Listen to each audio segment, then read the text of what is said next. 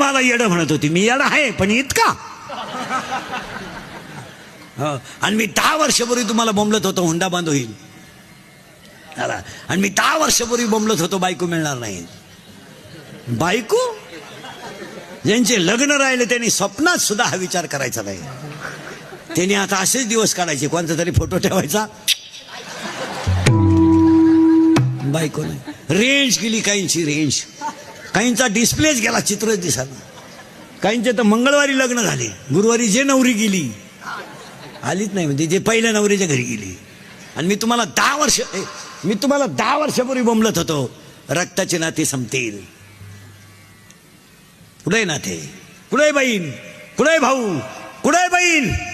बाप मेल्यावर बहिणीने खाते फोडायला जेवढे भाऊ जाम केले तेवढे यमानं केले नसते. यमानं यम परवडला पण बहीण परवडली नाही. तुमचं काय मत आहे?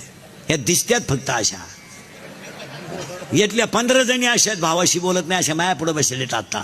मी नावा सगळं सांगलं, आपलं काम वेगळं आहे.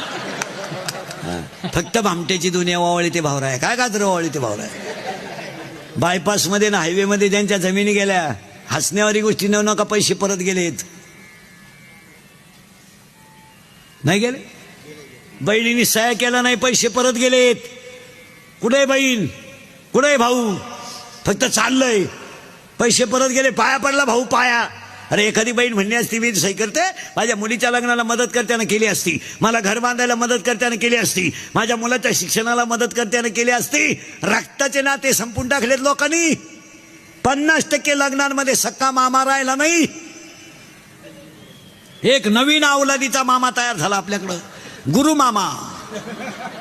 ती अवलाद कुठं तयार झाली तिचा शोध लावला पाहिजे आणि भोंगळा करून आणला पाहिजे. गुरु मामा नाव आहे का अवलादीचा? अरे त्याचं बनियन मळू द्या, शर्ट फाटू द्या, सक्का मामाच लग्नात शोभतं. तुमचं काय मत आहे? संपलो आम्ही फक्त कडक कपडे घालायचे, भारीतले ब्रँड प्यायचे आणि भारीतली केस काळी करायची, भारी मोबाईल वापरायचे, म्हणजे आम्ही सुधारलो. अरे ईश्वर